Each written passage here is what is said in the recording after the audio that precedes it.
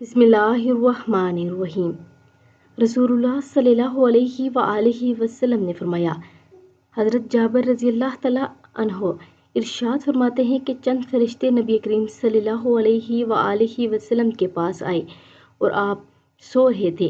ان فرشتوں نے آپس میں کہا کہ تمہارے اس ساتھی کے لیے ایک مثال ہے، اس مثال کو بیان کرو۔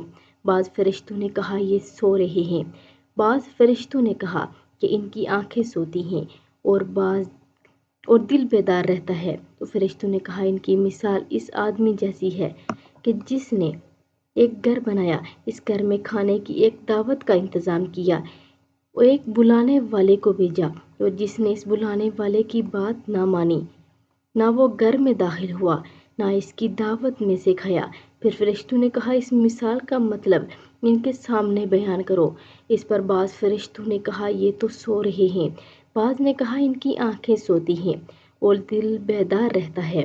تب فرشتوں نے یہ مطلب بیان کیا کہ وہ گھر جنت ہے اور بلانے والے محمد صلی اللہ علیہ وآلہ وسلم ہیں، لہٰذا جس نے محمد صلی اللہ علیہ وآلہ وسلم کی اطاعت کی، اس نے اللہ کی اطاعت کی، اور جس نے محمد صلی اللہ علیہ وآلہ وسلم کی نافرمانی کی، اس نے اللہ کی نافرمانی کی۔